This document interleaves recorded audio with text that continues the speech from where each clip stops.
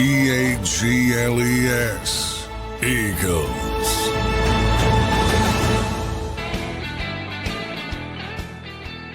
Welcome in, everybody, to a Football Friday edition of Birds 365 as we prep for the Super Bowl 59, just 9 days away. Johnny Mac, how you doing on this Football Friday, brother? Doing well. Wish it was next Friday and we're on the verge of the game, but it's the Super Bowl. Everybody talking about it yesterday. It's about everybody else besides the players in the game, it seems like. How do you handle that? I think It helps the Eagles were there a couple of years ago, and obviously Kansas City, it helps them. They're very used to it, but yeah, this thing tends to turn into a circus pretty quickly.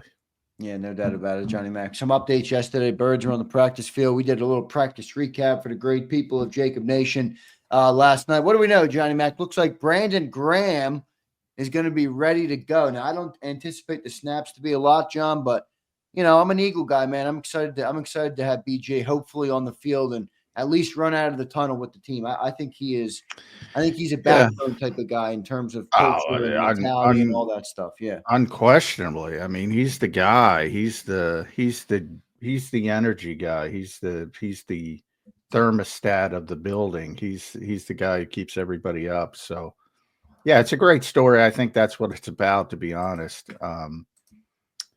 It might be his last game. He's talked about revisiting that because of not wanting to end it like it looked like it was going to end with the torn triceps on November 24th. The first game against the Rams is when he got injured. Boy, that's a short turnaround for a torn triceps. And that's an injury. And I've been talking to Brandon's around. Like, Brandon is always around. I see him in all the videos, which I love. Yeah, and he's been, and it happens all the time with those types of injuries. You feel fine. Even a torn ACL, I use that as an example. Guys feel fine like 6 months out from a torn ACL, but it's not fully healed from a medical perspective. And that's the same thing from the people I've talked to. Typically it takes 4 months. He's at 9 weeks right now, basically. Barely, yeah. Got to be 10. Yeah. And he thinks, and he admitted yesterday, there's a chance he could re-tear it. And he's willing to take that chance. So we'll see how the Eagles do it. But I do think it's more about the energy, the uplift it'll give to the team to have somebody like that run out of the tunnel, as you speak, almost a college-like environment. Think about Landon Dickerson when he tore his ACL at Alabama in the SEC championship game. I remember it well. He played like the last snap of. Yeah, they put him out there for ceremonial last snap when they had the game in the bag. Yep. I'm not saying it's that. Obviously, that was ridiculous how quickly he was on the. But you see how he felt well enough to go out there and do that. Right. And Brandon's going to be much healthier than that perspective. But that's a good example. I think, if he does play, you're talking 5 to 10 snaps maybe. And, if you can imagine it going well and he's healthy and the Eagles win the Super Bowl, that's a hell of a way to end a career, man. It really is, man. Mr. Eagle. I know, Mr. Eagle himself, man. So that would be epic stuff for Brandon Graham back out there. Johnny Mac, I do want to get the update. I know we probably don't have it, but for the sake of the questions that will come, I want to they're coming. Yeah, I know. Yeah, they're coming. I feel like any update on Landon Dickerson? Any update on Ken? I know we probably do not, but what do we know at this point? Just so the great people of JAKIB Nation are as updated as possible going into the weekend here before the Super Bowl. We're all anxious. I feel like Nick Sirianni when he gets these questions. Yeah. I'm gonna act like I'm gonna. You've become Nick Sirianni, John. What the hell? I'm gonna act like Nick Sirianni. We'll see. We'll see. We'll get you. I mean, yeah. They're not going to practice this week. They didn't practice yesterday. They're not going to practice today. They're not going to practice Saturday, and they're going to go to New Orleans on Sunday. And the goal is Landon Dickerson and Cam Jurgens in the game, not this week. So it's no surprise that they're not practicing. It's not a concern. Cam flat out said he's going to play. Landon intimated behind the scenes he's going to play. So to me, it's not a matter of that. It's a matter of how effective are they going to be. Right. Just how much is it nagging them in the game? How much does it take away from what they're able to do? Yeah. So to me, that's the biggest question. I'm not all that concerned about, it's all hands on deck. They might put out that we talked about a defensive end 10 weeks off tricep surgery. I mean, it's all hands on deck in the Super Bowl. Right.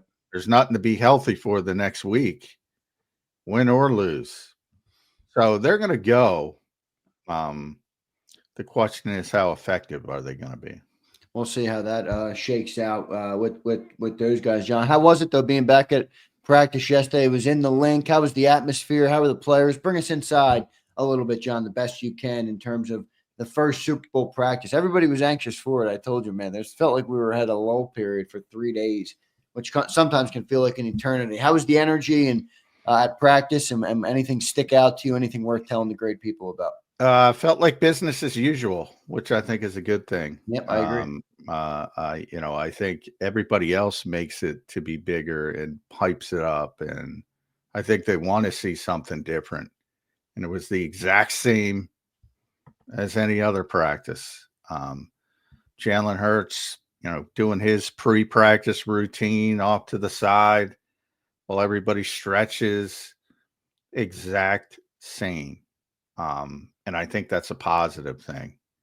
You don't go 17-3 and switch a bunch of stuff up because it's the Super Bowl. And Nick's talked about this constantly as well.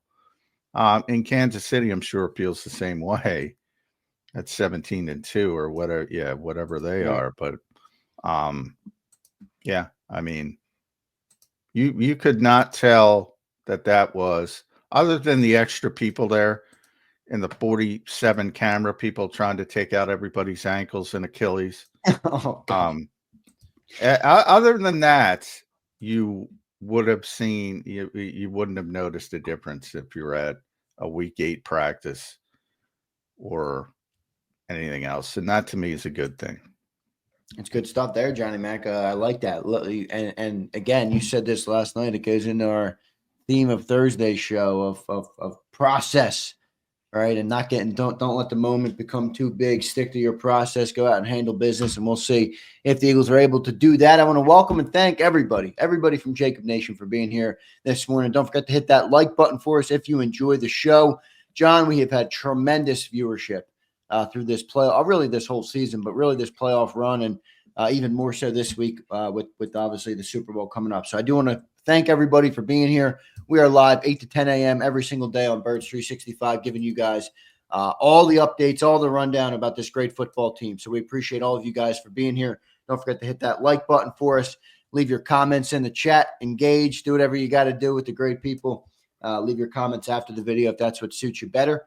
And I will get back to you as quickly as I can. John, with BG, what type of snap count would you expect from him if you were ready to go? Would it be a 5 in that range? Could he take away from Bryce Huff? Bryce Huff doesn't really get any snaps anymore. I mean, the reason he got snaps last week was because the Eagles were up by 30 in an NFC Championship game, which I'm not sure many people were ready for that. But how many snaps do you think BG could get in this game? Yeah, I'm at 5 to 10 if he plays. Not much more, for a couple reasons. Not only because I don't think he's going to be 1,000%, to put it bluntly. We're still wearing a big brace on his left arm. So number one, and then number two is that Nolan Smith is playing really well, and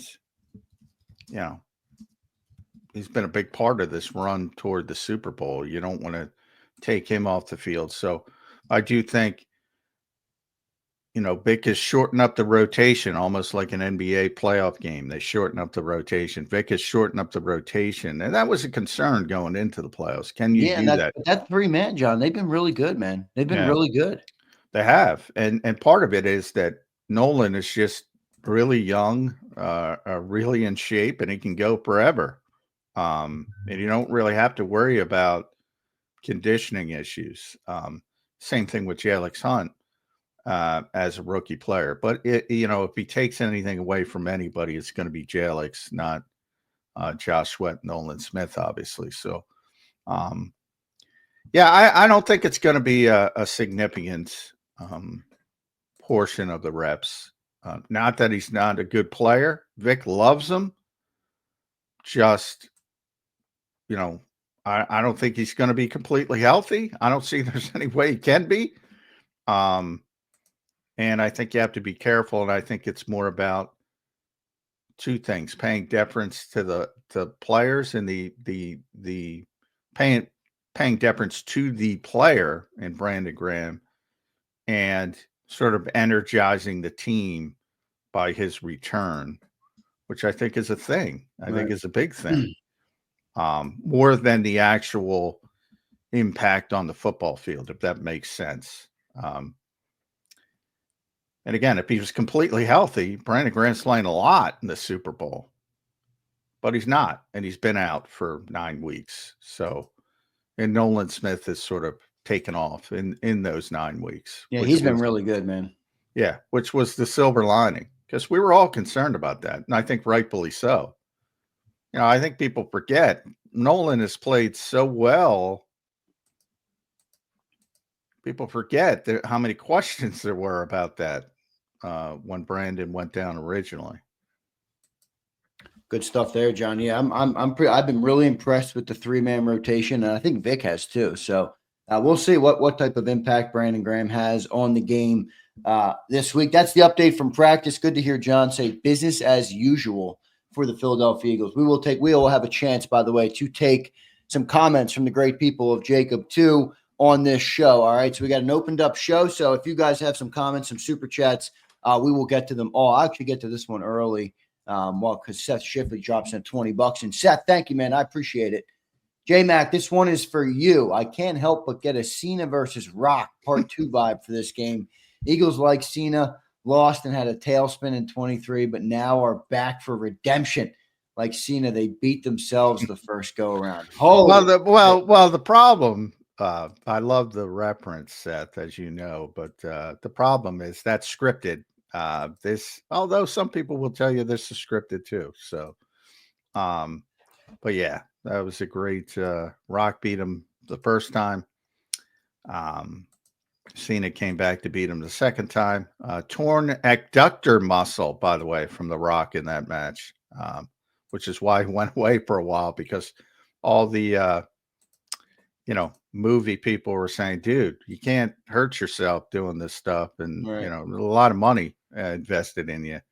So, that created a bit of an issue. Interesting story for the wrestling fans. The next year, they had already set up Rock versus Brock Lesnar, and couldn't do it because he got hurt. And everybody said, dude, can't do it. And, Brock might have killed him. So that ends into it as well. But there you go. Some inside wrestling. Scripted, Seth. John, I will say the inquiries to me about a wrestling show have increased in recent weeks. Oh, people love wrestling. And I think people love listening to John McMullen about football, and then they hear how knowledgeable you are about wrestling, and they're like, I'd like to listen to John McMullen about my other hobby. So I might have to talk about that. Look at Flex all snap. Yeah. So we'll do that. John, I got a question for you. All right. That I feel pretty good about this game, but I got a concern, okay? And I'm going to put the onus here on Vic Fangio. He's got to come in with a game plan for this, okay? Last week in the Eagles versus Commanders game in the NFC Championship, the Eagles destroyed that team. Zach Ertz had 11 catches for 104 yards, okay? Now, if you're Andy Reid and you have the greatest playoff tight end maybe in the history of tight ends, maybe you could put Gronk ahead of him, but he's up there. He's in the top 3. Okay. I'm looking to prey on that if I'm Andy Reid. How do the Eagles correct that? What can Vic Fangio do to try and take Kelsey out of the game, because if you let Kelsey get involved, I mean, Patrick Mahomes is just he's going to get in his bag. He's going to feel comfortable. He's going to be relaxed. And I think you're going to have a long day. I think it's a different story of Ertz getting going versus Kelsey getting going. How can the Eagles stop Travis Kelsey, John? Yeah, well, I mean, you're talking about the as you mentioned, one of the greatest tight ends of all time, arguably the best pass catching tight end of all time. Certainly has almost every NFL postseason receiving record now. For people that don't know, yeah, I mean, I don't know if you can stop him. The part he's obviously not what he once was physically, so I think that helps.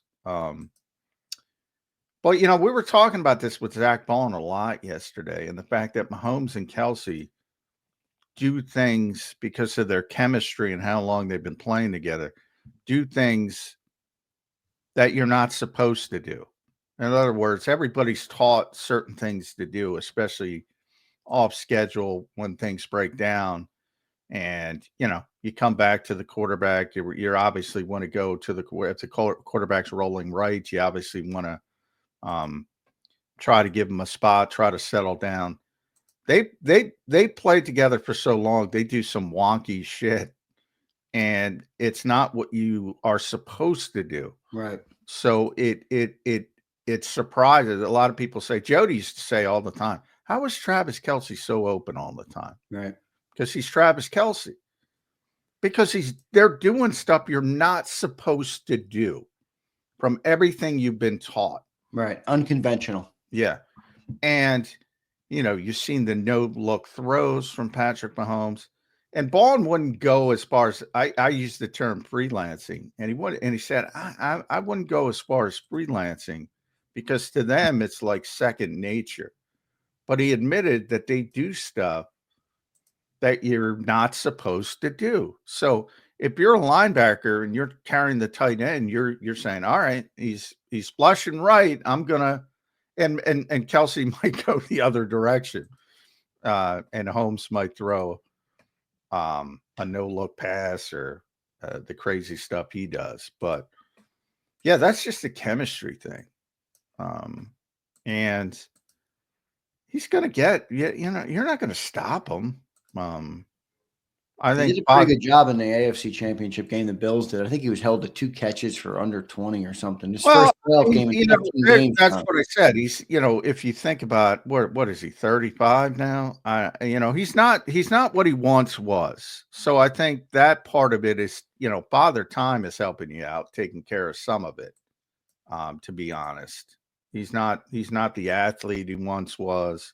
So you have the slippage from that standpoint. So I think part of it takes care of it. I think the bigger issue is not necessarily taking away one player with Kansas City, because they don't have what the Eagles have. They don't have the splash players. And if you look at Kelsey, he was over 1,000 yards as a tight end. Mind you. 1, 2, 3, 4, 5, 6, 7 consecutive seasons. 7 consecutive seasons. And he dropped off to 984 in 2023 and all the way down to 823 this year. So you can see the drop off. And his yards per reception, 8.5, by far the worst in his career. So I don't think you have to be worried about, I got to stop this player. Right. I think the Kansas City offense is about spreading the football around. And, if you make the mistake to overemphasize Travis Kelsey because of his name and because of his history, then they're going to get you with Noah Gray or, DeAndre Hopkins or Xavier Ward. They're going to get you somewhere else. I think that's the more focus. And the one thing, we're going to overanalyze this game. Everybody's going to overanalyze this game. There's too much time, yada, yada, yada. Paralysis by overanalysis. One thing about Kansas City is that you have to be very cognizant of it can be anybody. And it's not Like you go in it, it's easy. Not easy, it's hard. I'd rather have the great player. But Steve Spagnuolo comes in. I got to stop Saquon Barkley. I got to stop Saquon Barkley. Right. Number one. You don't have that with Kansas City. I'd rather have Saquon Barkley. Yeah, I see what you're saying though. They're a 8-headed pony. Yeah. And they got. So I think it's unique. But one thing in about, if you were to list the top 100 concerns of this game, Vic Fangio game planning ain't on the top 100. I mean, he's as good as it gets when it comes to game planning and in game calling of what defense. I mean, he's the best in the business, and he's proven it. It's not going to change because it's a Super Bowl. Doesn't mean get over the hump though, man. He doesn't have a Super Bowl. You keep talking to me about Spags and how he's better than Spags. I'm like, Spags got all this hardware. I get, and that's what people do. Yeah, and if Vic had Patrick Mahomes, he'd probably have 5 or 6. Right. I get that. I get that element of it, but I will say, Spags. But no, I get that's all people care about. I get it, but again, I think from a football perspective, you're very, very comfortable if you're talking to the coaches and if you're talking to Nick Sirianni. You're very, very comfortable with Vic Fangio. You're not saying, oh, he's got to get over the hump. You're saying it's a damn good defensive coordinator. He's going to come up with a damn good plan. Right. Doesn't mean you can't execute on the other side. Doesn't mean you can't get beat. Doesn't mean they won't get beat on certain plays.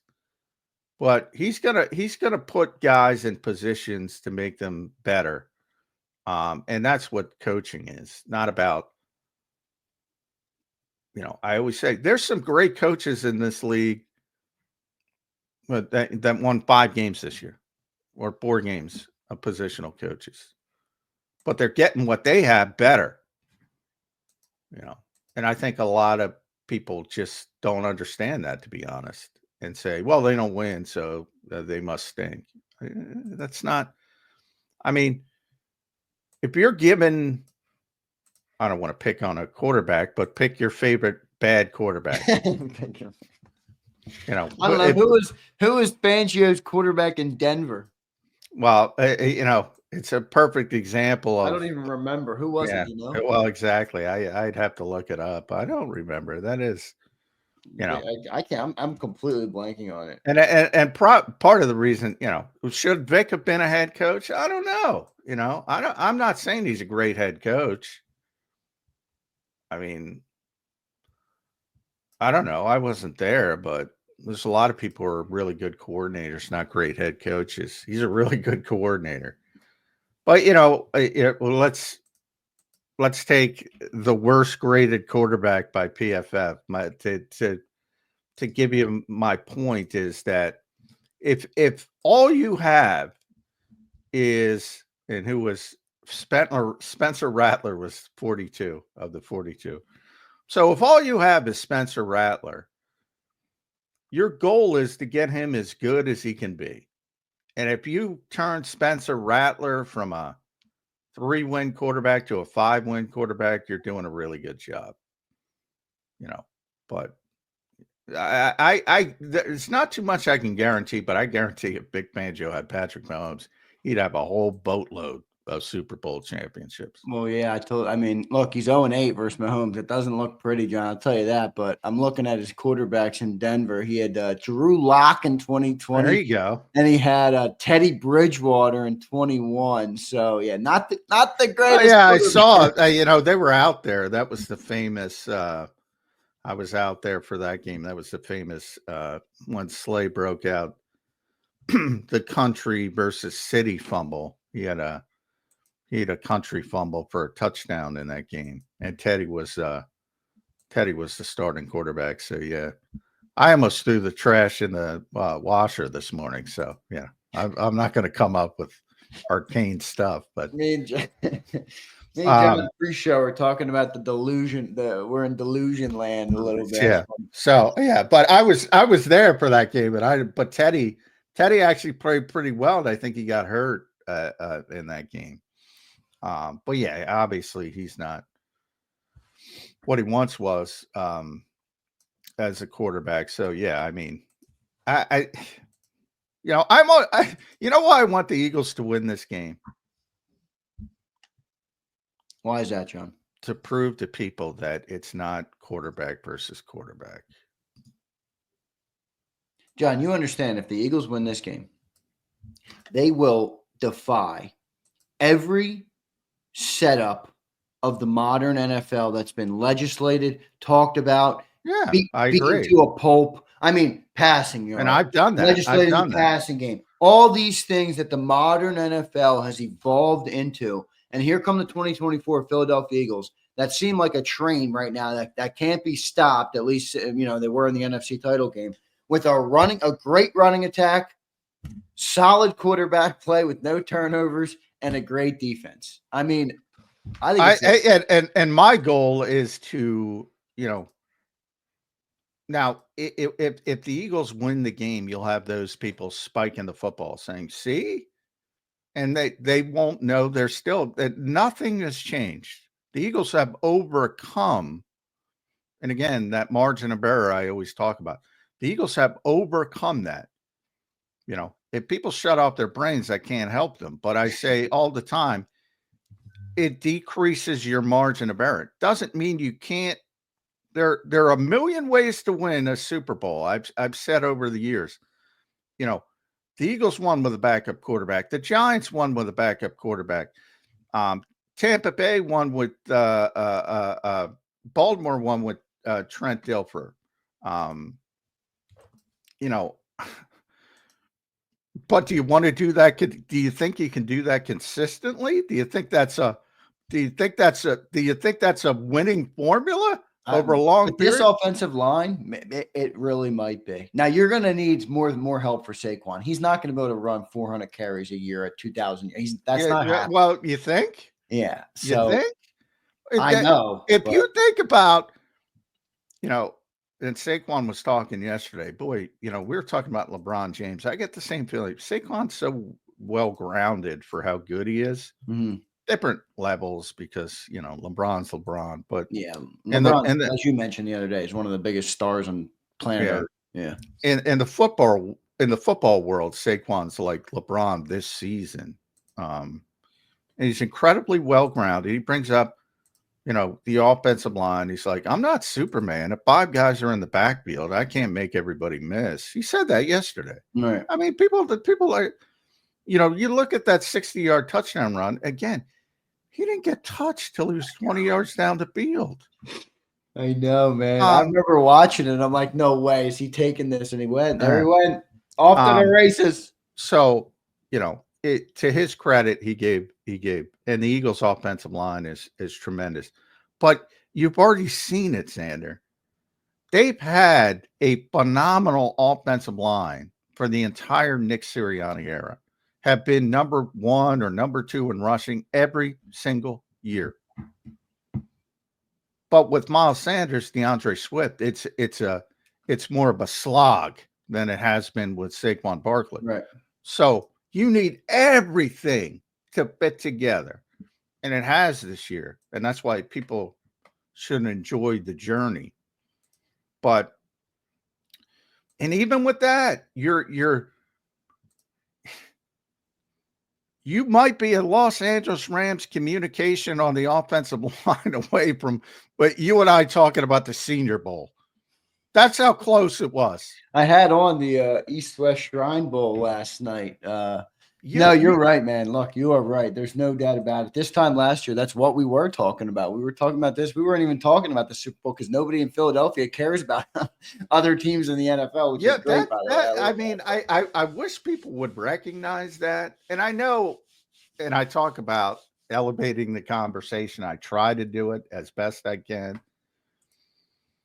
Look, on one side, it's going to prove, you know, it's not quarterback versus quarterback, which I think is a good thing. On the other side, people are going to say, see, you can win this way, which I think is a bad thing. Yeah, but John, here, can I just push back on one thing? Isn't that kind of every NFL game where it's like, well, if the ball bounced differently here, well, if Jalen Carter didn't make that play there, they would have lost. I get it. The margin of error is small, but isn't it small for every team in the NFL? I mean, think about it. The Chiefs just won the AFC Championship by three points. You know, I mean, I feel like the margin is small for everybody. And with the Well, it Eagles, with is. this It run is. game, I mean, It's a parity-driven league. It is small. There's so many one-score games, and you saw it with Kansas City this year. Kansas right. City don't want it to be that way. Again, you're trying to increase the margin of error. And the Eagles, because of the talent they have assembled, and you saw it against Washington, when they're clicking, you're fucked. You're fucked. If the Eagles have a passing game in rhythm like they did in Well, then why is anybody, you agree, why is anybody else, and I'm not picking on you, why is anybody I don't. else arguing that? You know, you've Well, seen well, it. You've seen it. yeah. You You mean when the see the passing game's going difference. too? Yeah. Well, I think what people take offense to or get upset about is we speak like they're not capable of doing it. Now they haven't done it this year on a consistent basis. That's a fair thing to say. And you just saw them do it in the NFC Championship. If they do what they did in the NFC Championship game, I think we win by two touchdowns. I I already really said do. if they play, I said it on the post game show. If they play like that, they're not getting beat. They're Super Bowl But the champions. vast majority of games, there's 20 games. The vast majority have not played like that. When they do play Casey like getting that, hot at the right time here. possibly. But you Possibly. know, the week prior, it wasn't like that. The week prior, they were on the cusp of disaster, even though they completely outplayed the Los Angeles Rams. They were on the cusp of disaster. And part of it was the missed extra points and all, but most of it, if you want to be honest, if everybody wants to be honest with themselves, is 65 net passing yards, which is ludicrous. I mean, what the two things are not mutually exclusive. You can point out that not having more passing yards than any other playoff game for the past decade is not good. When that happens, while acknowledging how good the team is, I think yes, you can acknowledge those two things. and I mean, it was a and snow game, you know, and our formula, and this will bring me to my next point, okay, on this game coming up, because I'm fascinated with this conversation because I rewatched the 22 Super Bowl a couple nights ago. We talked about it on the show already. All right. In 22, you went into that game, John. You didn't run the ball well. In fact, you took the Chiefs game and you played it with them. In fact, many say, John, Jalen played that game better than Patrick Mahomes I think played he the game. did. And what happened, John? What happened? You lost the fucking game. It brings me back to my favorite, John, the only movie I'll ever reference on this show, and you know what it is already. It's the only movie I've ever referenced. It's probably the only one I ever will reference. Maybe a couple others. Take their game and shove it back in their face. If you try and play the Chiefs game, you're going to lose. The Buffalo Bills have been playing the Chiefs game for 4 years, John. They gotten bounced in the playoffs every single time. So the Philadelphia Eagles have a formula that the Chiefs don't handle all the time. And they should take that formula, triple down on it, and run the ball right down their throat and say, if you can't stop it, you're not going to win. I think that's the best method to win this game. I think I don't like it. People conflate one game and just turn it into everything. And when it becomes the Super Bowl, it's even more so. I mean, they only have one Super Bowl win. Was Super Bowl 52 the conventional way the Eagles played that year? Kind of. I mean, Jalen was kind of. They gave up 505 passing yards. That was 52. I was thinking 57. I was thinking 57. That was the most. Yeah, to this day, the most Super Bowl yard, the biggest shootout in Super Bowl history. But that was a different team. We don't have that team. A couple weeks prior, they were. Yeah, but why are you not complaining that game where they won, which many people have done? Because that team was set up to throw. That team was never a ground. I mean, they did have good running game. They had Jay Ajayi, they had LeGarrette Blount, they had Corey Clement. 2 weeks prior, they beat the Atlanta Falcons in a grinded out win. Yeah, I mean, you were on a backup quarterback, though. Are we going to act like that's not a different story for a team? Well, people do. When you have a backup quarterback, John, it's truly win by any means necessary. It's going to look different each time. So is February 9th. win by any means necessary. If Nick has said it 100 times, he said it 1,000,000 times.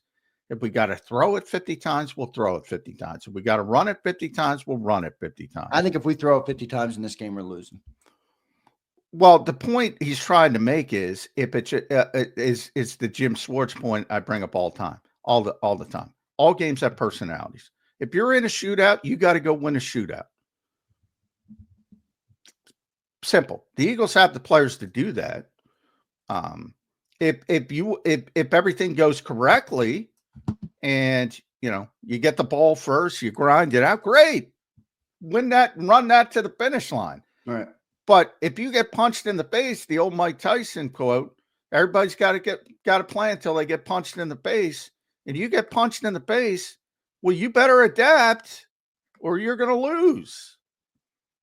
So there is no formula to win an NFL game.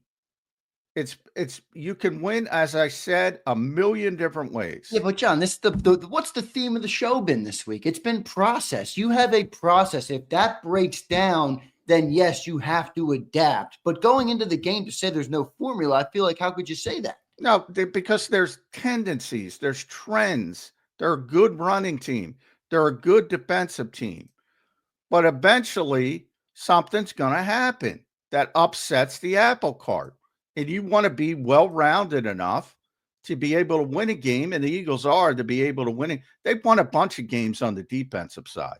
People don't want to admit that, but they have. Oh, yeah. Well, I don't think that's hard to admit. They got the best I think people only want to admit it when they admit it because they know it's the running game. It's the running game. It's the running. It's Philadelphia. It's a team football. My favorite part about football is it's the ultimate team game. You need everybody. You don't win that game versus the Rams without Jalen Carter and Saquon Barr. It's the ultimate team game. I think that. I mean, anybody Nick says that all the time. But, most people don't agree with that. Most people think it's the quarterback or Saquon. They don't even talk about it. We talk about it all the time. The quarterbacks have the bigged impact on the game. Of course they do. Impact. Yeah. Good or bad, they have the biggest impact on the game. Yeah, it takes everybody. Saquon, that's what Saquon was just saying yesterday. Yeah. Yeah. Not Superman. You can't make 5 people miss. Right. But a lot of people think he is. I mean, I don't know if there's 2 things that frustrate me most as much as I talk about football. One is play calling, which Yep. People think, and I'm not winning that argument with people. For whatever reason, people can't wrap their head around that, and it's the easiest thing to understand. I don't get it. You don't even know what the play call is, and you're judging a play call. Yeah, it is a funny concept as sports fans, where it's like, somebody. I was joking about this the other day. Somebody was in the chat yesterday on Zander time. I forget, they were telling me what to do, and I'm like, boy, is this how Jalen Hurts feels? You guys are telling me how to do my job. Shut the fuck up. And I'm like, boy, that must be how coaches and players feel all day long. Yeah, I mean, so that's number one, and number 2 is the margin of error thing, which, for whatever reason, I always bring up that Green Bay game because they won it with a block punt. You won a playoff game with a block punt. All right, you want to count on that moving forward? I'm going to win all playoff games with a block punt. That's my formula. That's football, baby. That's football. You got to make a play. Brandon Graham, make the play in the Super Bowl and you win. Because if he didn't, guess what? Brady would have had 600 yards and they would have won the football game. Yeah, exactly. And that's why Jeffrey Lurie and Howie Roseman correctly have the belief that, look, the best way to be consistently good is to have the high octane passing offense in the modern NFL. They're right. They're 100% right. That doesn't mean you can't win in other ways. And, it's funny because I believe that they were too quick to panic after the 2-2 start, and they had too many turnovers. I believe they were too quick to panic. I believe they were unfair to Jalen Hurts, to be honest. But they have a running back who's historic, and I haven't lost a damn game. And the one they did lose, I don't even count that much because Jalen got hurt 6 minutes in, Right. and they It's the lost only with game they've lost since 6 what, seconds. October? So it's hard to argue with the success. But I truly believe they panicked too early because they didn't have AJ for 3 of those games. And the Tampa game, which was really ugly, and it affects even the people in the building, how ugly it was. They didn't have AJ, Devontae, or Lane in that game. Right. People forget. Well, So I think that yeah. I think they panicked way too early. But they've lost 1 game in 4 months. Well, that's what I was going to push back and say. Well, John McMullen can sit here and say they panicked too early. The Eagles can say, boy, what a great decision we decided to make that ultimately led us to the Super Bowl. And now our passing game is finding its rhythm late in the year, which will add icing to the cake. Well, you better finish it because all these people are coming out of the woodwork. If you show up and play like shit, especially in the passing game, and you lose because you can't throw the football. I'm telling you right now, there's zero chance Jalen Hurts plays like shit in this game. There is, and maybe that's equal color. I don't know. I'm analyzing objectively, as objectively as I can. His career, he shows up in big moments, man, and that's a credit to him as a player and his demeanor and everything. What is that? And I agree, first of all, but I used to have this argument with Andy when Andy was in Philadelphia, and people were, you can't win the big game. He's like in 90 NFC championship games. He can't win them. What's a big game? Only big games are the Super Bowl and being the last team standing. Well, those are the biggest games. Those are the games that define careers, man. Those are the games that no, I get that, but you're saying the divisional round is not a big game. I didn't say that. Well, you said he always shows up at big games. He didn't show up in the fucking divisional round. That's fair. No, I'm saying, every playoff game is a big game from a player perspective. Yeah, absolutely. The simple reality of it's do or die. It's 100%. win or you're out. So these people and I'm not picking on you because everybody's. No, I know what you're saying. You don't have to say that. I'm good. You can pick on me, John. These are all big games from a player and coaching perspective. When your season is on the line and you got 60 minutes to win or go home, these are all big games. I'm with you. Jalen Hurts is, a quarterback that isn't generally going to be flustered by the big stage, but he has not shown up in every big game. That's fair. Played at a high level. That's all I'm trying to put up. That's all I'm trying to. And if he has one of those lesser games on this stage and they don't finish this, the same people who have been gripped in you the whole year are going to ship back and do their 180. So, you better finish.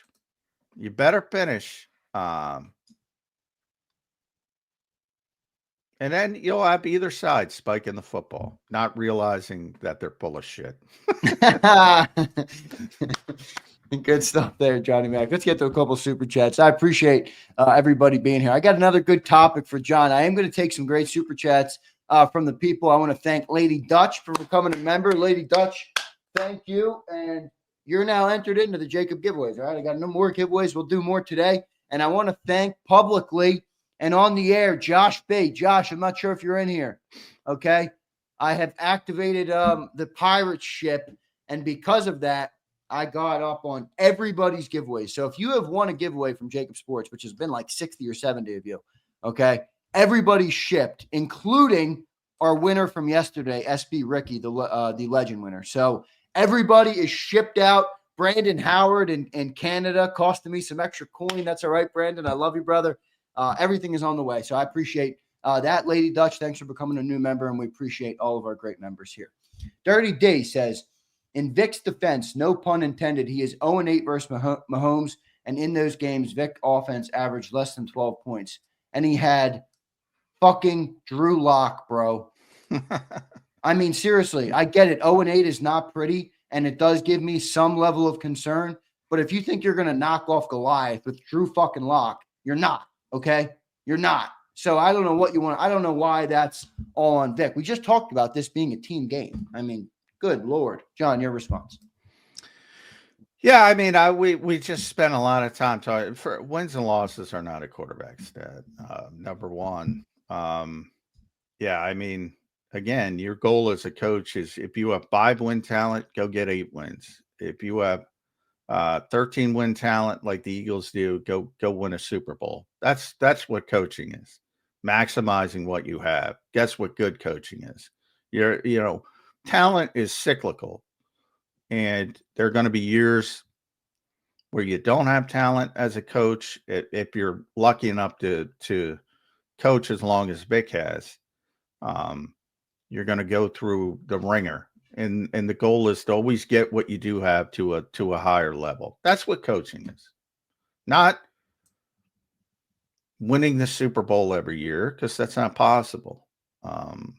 But yeah, he was not equipped. I would not put too much credence into wins and losses for quarterbacks, or even coaches versus other coaches. Obviously, when Bill Belichick had Tom Brady, nobody had a good record against the Patriots or Bill Belichick. So similar with Kansas City, similar in this run with the Eagles. You see all these stats. The Eagles are these unbelievable Knicks, number 3 in the Super Bowl era, number 6 all time, whatever he is. They win every fucking game. So everything looks good when you win every game. Yeah, And the no Chiefs doubt. are 17-1 and going for, and I say that because I don't count week 18, and going for a 3rd consecutive Super Bowl. Same thing with the Eagles. I like the ref stats too. I did you get the ref stats from NFL ref I stats? did. He sends me them. Yep. I was actually talking to him. He messaged me. Are you going down? I'm like, no, I'm sending Johnny Mac down. He's like, oh, great stuff. So yeah, I like he sent me over them. Yeah, so we sent them out, and the Chiefs the Chiefs always have a good record, and everybody, well, they win every game. The Eagles have a good record with all these crews too, because guess what? They win every game. Right. So yeah, I wouldn't worry too much about that 8-0. And there's moments in those games where Vic has done a very good job comparatively speaking to everybody else. But yeah. Anyway, what was the other part of it? Nothing. It just that the Vic's offense averaged 12 points. Nothing. I mean, I just wanted you to respond to the comment about Vic. Offense. Oh, Well, he's not an offensive coach. I mean, yeah, and and that's the again, reality. he had Drew Lock and Teddy Bridgewater. I mean, And that's partially why they lost the game. When you score 12 points a game against bad teams, you're not going to win. Never mind the Chiefs. So, yeah, that has nothing to do with the defense that'll be out on the field, which will have some problems. But yeah, I mean, it's Kansas City. got to be perfect against them. Josh B, let's freaking go. Josh, thank you, man. I appreciate you. Greg Smith becomes a member. Greg, thank you, man. I always see you in the We chat. got Sean Desai love. Did we talk about that one? No, we did not. A. We got to. Martine. Yeah. Wait, what happened? A. Martine. If you remember, what was the Oh, key? I'll get that in a second. Let me get that in a Yeah. second. All right. Greg, thank you for becoming a member, man. I always see you in the chat. I appreciate you. Let's go to what John's talking about. And Martine says, look at that. Johnny Mac looking at his super chat. Well, Sean Desai, I like getting better with the chat. I love it. I think Sean Desai gets too much shit, to be honest. But anyway, yeah, I do too. I'm I said in a that losing in the moment. battle. You're firing a guy, you're 10-2. What are you talking about? J-Mac, if you remember, what was the key to Desai's Fangio style defense in 23, limiting the KC offense to 17 on the road after KC's bye week? You think Vic is studying that impressive win in preparation? Holy shit! Is Vic Fangio? No, I wanted what Sean decided. I like the saying that Sean Desai, giving him some credit because he had some good games, which I think that was one of them, which I think people conveniently forget. And Nick made a big mistake making that change. I firmly believe that. Maybe his biggest mistake as a head coach, to be honest. I could agree with that. Not that they would have been great, but they would have been better. And they probably, who knows if they stayed healthy and yada yada. But anyway, Is Vic studying that game? Hell no. Hell no. Hell no. You wait. So these coordinators have 2 weeks. All right, 2 weeks to prep for a game. Are you telling me you don't even think Fangio is going to put on the tape of last year's Chiefs game? Very little. I'm sure he watched the game, but very little.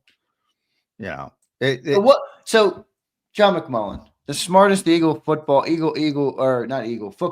mind I've ever talked to. All right. What is Vic Fangio doing in preparation then for the Super Bowl? His focus on the Chiefs of this year. He's focused on his talent. He's focused on maximizing them against the Chiefs this year. I think people get caught up in scheme. It's interesting. I was texting back and forth with a former Eagles coach about Vic and Spagnuolo. Spangio. I'm tired, but I because I thought it was interesting, because everybody loves Spags because of the Super Bowls, and I'm like, I pointed out, I go, well, I made the Larry Brown, Phil Jackson comparison from a basketball standpoint. I'm like, yeah, he's got all the success, but everybody copies what Vic does. They don't copy what Spags does, which I think is telling more than anything else. But when it talks to the respect he has inside the industry. So he wrote back, which I agree. Vic's defense has never really been about scheme. They actually run relatively basic stuff. It's the details that really make it what it is. He knows how offenses are going to attack it and reverse engineers his teaching to negate it. I've always felt, and I disagree a little bit because, first of all defenses in the NFL are pretty fucking basic. There's only a certain amount of coverages. Right. The most basic would be cover 2. But where I disagree with him is compared to most defenses, Vic's is very complicated in the modern world because they play so many different zone coverages. And all that means they're not complicated in the moment if you do what you're supposed to do. Right. But especially with younger players, it's really impressive because you see so many blown coverages across the league. What are those blown coverages are usually not about getting beat athletically sometimes, but much more just blown coverages, just losing your responsibility, not doing what you're supposed to do. And the Eagles have a stunning low amount of those this year. They've had a few, but not many.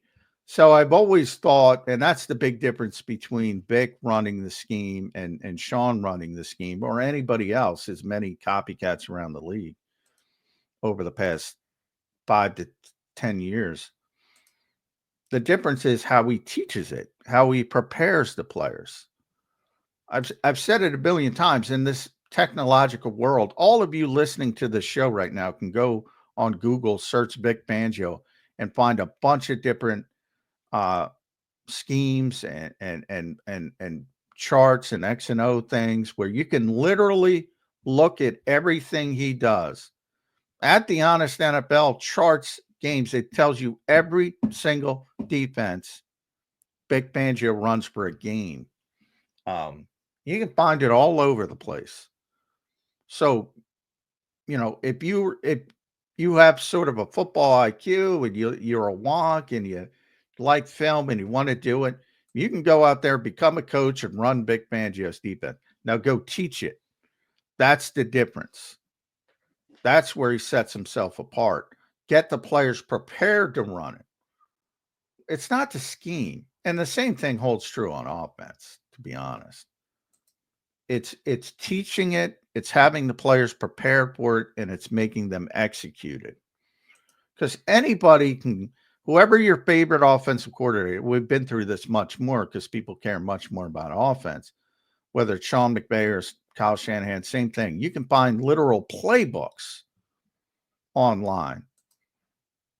Teach it. That ain't as easy. You can run it. Is there also an element there, John, that's a credit to the Eagle football players? Because if you look at what Vic did in Miami, I like to think that Vic was the same level of coach, but the people he was teaching, maybe I'm wrong on this, the people he was teaching it to weren't as receptive to the coaching or weren't as teachable in that moment or in that system because they didn't, but for whatever reason, Well, there's they didn't always, like it. one of the things, Miami, also people are involved. Real people are involved. Everybody doesn't learn the same way. Everybody doesn't want to do certain things. Here, if you think about it, and Slay could have been this way, but he wasn't, and he isn't. But down in Miami, Jalen Ramsey, Xavier Howard. Jalen Ramsey's going to the Hall of Fame because he's the best press cover of his generation, cover corner of his generation. He doesn't want to fucking play cover 3. He doesn't want to play quarters all day. He's going to the Hall of Fame. He doesn't have the same. He doesn't have the same mindset as Quinyon Mitchell coming in as a rookie. Yeah, well, that guy can, as good of a player as you are, then get the fuck off my team because this is football. Well, this is what I love about Jalen Hurts, though. What his comment with the straitjacket proved was, I'm willing to, even if I don't like it, even if I have to listen to every talk show host in the country bash me because I can't pass the ball. I'm willing to do what it takes to win the game. Same thing on defense. If Jalen Ramsey doesn't want to play my defense because I'm a better player than that, I'm capable of more than that. Well, your team sucked last year. Well, they didn't suck. Apart. They made the playoffs. Number one, it was a very good defense. It's a loser mentality. I'm sorry. It is. It's a team game, John. You got to buy in. Yeah, but that's easy to say. But and Jalen's a rare bird. And by the way, if they don't win again, it's going to pop up. AJ said that yesterday. I'm surprised more people haven't made a big deal out of it. I'm going to write about it. I'll try to, while I'm talking, I'll try to find out because I transcribed it, but I'll try to find it. If not, when we take a break, but they're winning. I mean, the fact that Jalen had brought that up is more indicative of, it ain't his preference. Is he willing to do it? Yes. But he's willing to do it because they're winning football games. Nobody wants to be the guy that's, we haven't lost a game in 4 months. And the one we did, I got knocked out 6 minutes into the game. So they're winning every game. Are you really going to say, hey, I got to throw it more? Of course not. He's not stupid. Same thing with AJ. He's not stupid. But he kind of chuckled. AJ said, we're going to have those conversations if we weren't winning. I mean, the fact that he said it, and that's not the first time he's alluded to that. As you know, he's dropped those little hints, with Pittsburgh. Is that what you're all waiting for? Whatever that comment was. These little passive-aggressive comments. Not happy with it. Is he overt? And by the way, there's more Jalen Ramseys of the world than Jalen Hurts is. So it's easy to say that, especially when you talk about star players. And I'm talking about big-time star players for people in Philadelphia that are too provincial. Again, this guy's going to the fucking Hall of Fame. He ain't some run-of-the-mill guy. And he's going to the Hall of Fame because of his press coverage ability. And you're not utilizing it, so he wasn't happy. Same thing with Xavier Howard, who was not a Hall of Fame player, but a 3-time Pro Bowl player. So they have these cover corners. And by the way, they did good defense too. They made the playoffs, and people conflate with they got a bunch of injuries to Jalen Phillips and Andrew Van Ginkel, and there's a third edge rush. They lost 3 edge rushers and were playing guys off the streets in the playoff game, and they got beat. Even Vic can't do anything about that. Again, it's a talent thing. When Phillips was out there, when Van Ginkel was out there, they were pretty freaking good, even with a bunch of cornerbacks who were upset because they weren't allowed to do what they excel at. Now, here you have a Quinyon Mitchell. Look, if Quinyon Mitchell came into a different system, if he came into like a Brian Flores system, or a Steve Spagnuolo system. We don't even have to go. We can go right to Kansas City. There you go. And he had success early in his career and turned into Trent McDuffie and was a Pro Bowl, multi-Pro Bowl corner. And then Vic came in. You might have a different mindset. I don't know. Nobody knows. But I mean, that's the difference. But the Miami defense was not bad last year. It was not bad. They weren't bad, but there was clearly ego at play where they wanted to do what they wanted to do more so. Well, than again, that's veteran. That's veteran, and the Eagles veterans, Slay versus, Slay could have been that guy because Slay was. That's kind of what I'm saying, though. I'm crediting the players for their.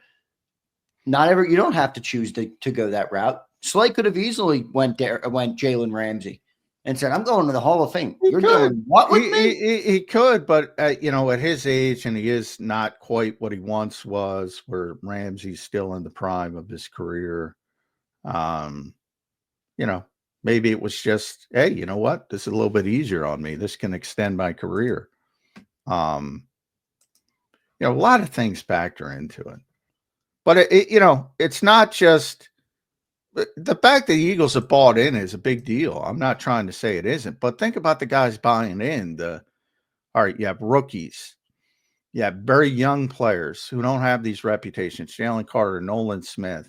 In the case of Nolan, wasn't even effective prior to Vic getting here. You have Zach Bond, who's never played before. You have Nakobe Dean, who was injured, never took. It's definitely a different defense. I hear you. It's a different mentality with players that are not as entrenched, and it becomes a little bit easier, I think, to get people to buy in. Yeah, that makes sense. I'm just saying, I do think they're. Because Jonathan Gannon, when he got here, if you remember, Fletch was like, "What the fuck? I don't want to play this bullshit. Yeah, I don't want to play this two-gap bullshit." I remember that comment specifically. It's a good point, but it's a good pushback. I do think. There is an element, though, where players on both sides of the ball have to buy in, or else ultimately you're never going to reach the end. And by the way, Fletch, because they started having success, eventually bought in, and they went to the Super Bowl. He would admit he needed to buy in, but he would also admit, and I bet you he'll be at the Super Bowl. Hopefully, I run into him maybe on Radio Row at some point, but. He would admit that he would, and he has. He much more enjoyed playing Jim Schwartz's version. Right. Good stuff, John. I got a good question here, all right, about this Vic Fangio. This comes from Curtis, one of our great members here on JAKIB. Zander, does Vic help Kellen game plan for Spags at all? I think that's a great question. You got two great defensive coordinators. No, you don't think so? No, he's been asked the question. No, they don't. They don't. Now, if they run each other, they speak, and if they run, but no, I mean, Kellen's focused on the defense. Vic's focused on the offense. In Vic's specific case, boy, that's interesting to me. Like you would think, I don't know. I would just think, hey man, you've been a defensive coordinator for 40 years. I'm going up against a Super Bowl champion defensive coordinator. What do you see when you watch? Well, I would say, what do you take from it? How can I try and exploit it? Where do you see a weakness, Vic? I would ask those questions. I just reread it, and I will say Kellen would be more apt to ask Vic a question and vice versa. I was on my Vic camp. Definitely. I don't think Vic's asking him shit, but yeah. Yeah, Vic is an interesting cat, but no, not much. I mean, if he's got something specific, when Vic was a consultant here for 2 weeks. Leading up to the Super Bowl, a lot of people don't know he was not helping the defense; he was helping the offense. And Nick and Shane were using him in that way and saying, "All right, if we do this, what would you do to stop it?" That's what his role was. The same thing, Marcus Brady was actually doing that for the defense. He was here at the time. And that's how that worked. Now, Vic was actually asked this question earlier in the season. How much do you and Kellen, and Vic being the honest, human being that he is, painfully honest. He's like, no, not much at all. And I know that's not rare, by the way. That's how every team is set up. I mean, first of all, you have too much work to do with your side of the football. Yeah, I understand that. I just thought, I mean, you're in. But that, New yeah, Orleans, that's you're having not coffee. You're waking up at the hotel. I don't know. There's got to be some. Well, no, yeah. I mean, yesterday I got the picture. He's talking to Jeff Stoughton. Was a great picture. Maybe the two best assistant coaches in the NFL. He's on the practice field. Yeah, they're all friends. They all talk. They spend so much time together. That's all right if you dispute have it. those. I thought it was a good question because that's the kind of stuff I think they would do, but maybe they don't. They have. It's not a big part of it, is what I'm trying. Yeah, I get that. Good answer there. All right, John, let's keep rolling. We got a couple more super chats. I want to again thank everybody for being here, man. Great crowd all week long, up to 1,000 watch. And what do we got on YouTube? 560 on YouTube. So if you're watching on YouTube, we appreciate it. If you're watching on X, we appreciate it. If you're listening to the podcast after, we appreciate it. All right, I got some changes coming to the podcast for the podcast listeners. So big thanks to all the people who do listen to the podcast. John, I got a great message yesterday. A West Coast guy listens to the show after and he turns it up to 1.25 or 1.5 speed and he hears us ramble for 2 hours. So that's how I listen to my podcast. So I would like to, I got to listen to one of our episodes on that, see what we sound like on the expedited, on the quicker speed. So appreciate everybody right now in the chat. Anthony Stevens, says, get the likes up, hit the damn button. Don't waste. There's great content. Thank you, Anthony. I appreciate that. Definitely hit that like button. We got to get the 200 at least on Super Bowl. The Friday before, 2 Fridays before the Super Bowl. Q the God says, John, who you got tomorrow night in the Rumble? Oh, that's a good one, Q. I haven't thought about it. I mean, the easiest way is to have John Cena win it because I think that's the way they're going for WrestleMania. You could go at different ways. You could have him win the Elimination Chamber and get to there, but Cody's got the biggest title. I think they're going to go Cody versus John Cena. With him, John Cena trying to break the all-time record for most world championships. I think that's the way they're going. And sometimes simple, keep it simple, stupid. And to make it the biggest match possible would be John Cena winning the Royal Rumble in front of, boy, they got like 65,000 tickets out at Lucas Oil Stadium. So to do it in front of that many people, that would be the smartest way to go in my estimation. Good stuff there. Wapzino checks in. Look at that name, John. Wapzino. I don't know what that means. I don't see our special team shitting the bed like that muff punt. Oh, yeah. I mean, partially because the punter's not going to kick it the wrong way. I don't know. We have one of our great viewers, Real Zeal. He's always messaging us during the games. Another special teams fluke. He doesn't like the special teams. I don't know. We'll see, man. Well, you better. I mean, you got to pay attention to special teams. That's what a lot of people don't. And that cost him. Again, we were talking about what has Howie Roseman done great.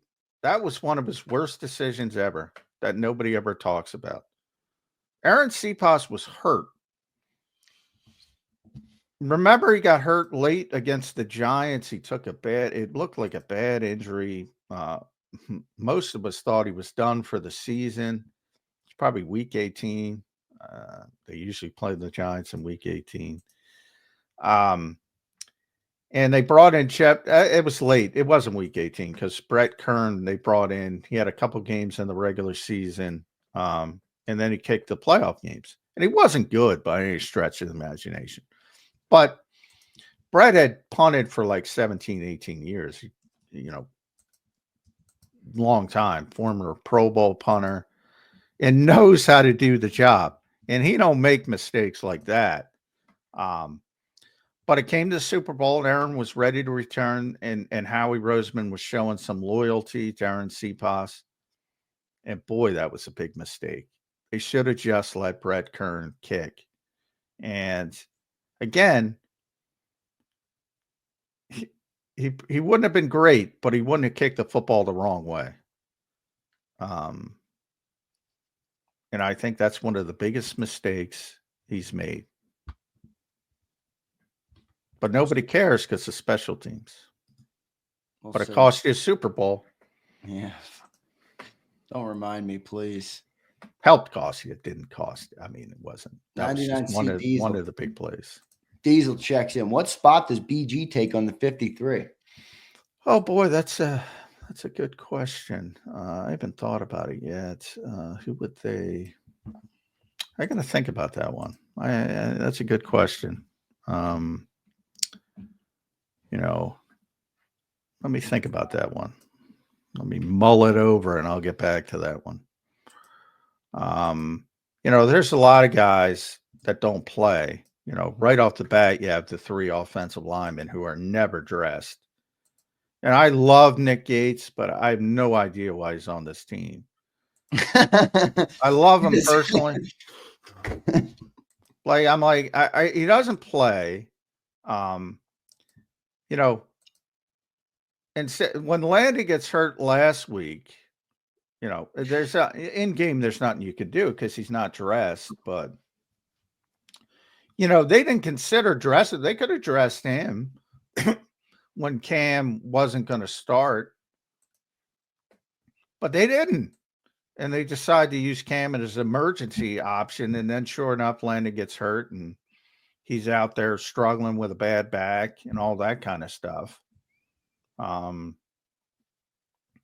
So, he's an option. Those 3 guys, Nick Gates, Darian Kennard, Trevor Keegan, never dressed. Anais Smith come up with a sprained ankle. Lewis Seen just got here. Eli Ricks never plays. Somebody could sprain an ankle in practice this week, and you can do it that way and just put them on injured reserve. But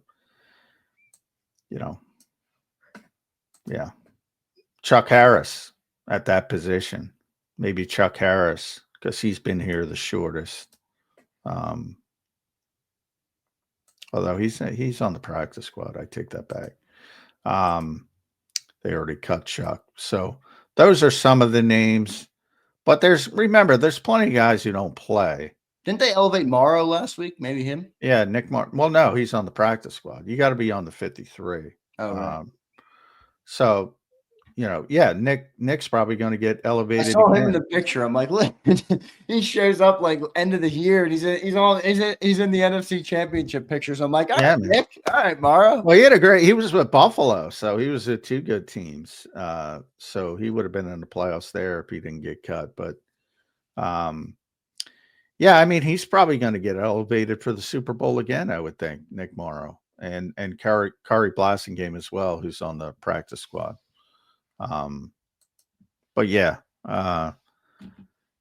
it's not tough. The tough part is you want to, for the guys that have been here all season, and Ricks has been here all season, Gates has been here all season, Kennard, Keegan, Anais Smith. I mean, you want them to have their moment as well, but sometimes they don't play. So one of them's got to bite the bullet. Good stuff there, Johnny. I'll read a couple more comments and we'll get to a break. And then when we come back, I got a good question for John. Okay. And I want everybody in the chat also to give their opinion on that question. So stay tuned. We will do that. Let me just read the Bird Gang Girl, one of our winners this week. All right. Bird Gang Girl says, good morning, y'all. I'm late to listen because I'm off work on Fridays. Good. Get that rest. We appreciate you being here. Make sure you go back and listen to the start of the show. Bird Gang Girl, we appreciate you. Kenny Sprague, I'm glad you finally agreed Cena will win. I live near Indy, so I'm going. You can't see me. Yeah, John Cena. Is that this year? I guess there's a big event this weekend. Yeah, the Royal Rumble. Come on. It's bigger than the Super Bowl. I don't know, John. I don't follow this stuff, man. I've been so busy. I've consumed more football content in the last 6 days than I'd like to admit. Lucas Oil Stadium, the Royal Rumble, 6 o'clock, I believe, Saturday. There will be about 70,000 there to watch John Cena likely win. That's my prediction. You think so? That old fart's going to win? Yeah. Come on. I'm not even a wrestling guy, so maybe you guys will all get mad at me. I don't know. Move on to the new era. Give the dude. Who's the dude that everybody loves? Roman Reigns. Give that guy the win. Is he in it? He is going to be in it. All right, that's Zander's pick. All right, I don't know what wrestling you got. I don't follow Well, it. he's always a threat when he's in that because he's a big star. Give me Roman Reigns, not John Cena, 60-year-old Cena. Come on. Yeah. Well, John's a big deal. He's 47, by the way. Close enough. Yeah. But again, it's a long story. Like 17 world championships tied with Ric Flair. Oh, that number's hooey, but Rick's got like 20 something, but some of them are fugazi way back in the day. But so the official number 17. So he could break the record. So it's a big deal. And he's retiring this year, but it's a 1-year retirement tour. They've never done that before. But yeah, it's one of the all-time greats, Zander. So that's why. Yeah, that's why. I know. I get it. It's like Brady winning a bowl. Here we go. A couple more. Roman held the title for 1,100 days. Good. Better than Cena. Again, Kenny, don't take my word as gospel. I don't know anything about this shit. I just think Roman Reigns is worthy of it. Well, I mean, when Rock shows up, when Dwayne Johnson shows up, because he's an even bigger star than Cena, obviously. I mean, how old is Dwayne Johnson now? I don't know. I don't know.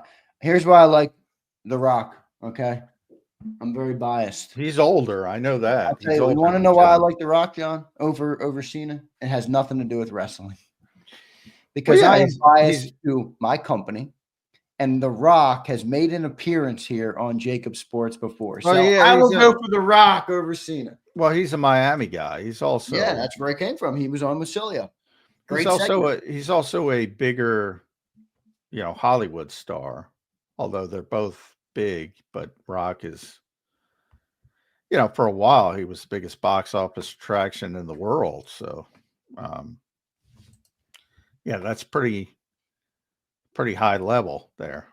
So when he shows up, he gets to do what he wants, basically. Matt NG checks in. We need Bane Mylotta. And did you see that, John? Bane Mylotta? I did. Oh my God. I wish I saw it after I was talking to him yesterday. I wish I saw it before. I did see that he was also pretty funny on Saquon's long touchdown run, but I did see the Bane thing. Yeah. All right, I gotta move off wrestling. We got a Super Bowl to talk about here. Matt NG says, with all the weapons Casey has on offense, are you at all concerned about our linebacker play and coverage? I've been concerned since N'Kobe went down, but so far, Oren Burks has held up beautifully. Yes, he has. But yeah, a little bit. I mean, you brought up Zach Ertz. I mean, that's a little bit of you saw it crop up a little bit, but it didn't matter because they won by 100 points. But they had a real difficult time dealing with Zach Ertz. So, what Zander brought up earlier. So you saw it a little bit. It just didn't matter. Yeah, it's a big concern because Oren is not known as a great coverage player. And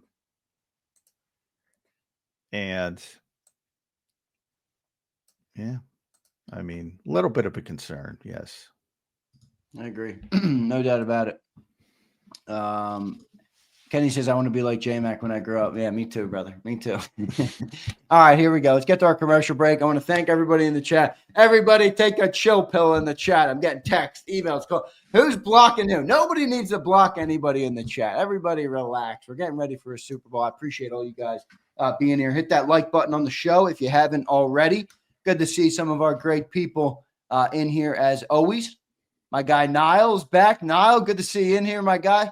Good to see everybody. So we appreciate all you guys. Anybody I missed, I didn't mean to miss you, but I do appreciate you for being here. We'll get to our commercial break. And when we come back, I got a topic. I got a question.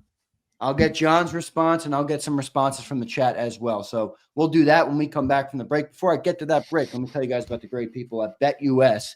Go and check them out. The promo code YouTube150 gives you a 150% sign-up bonus on your very first deposit.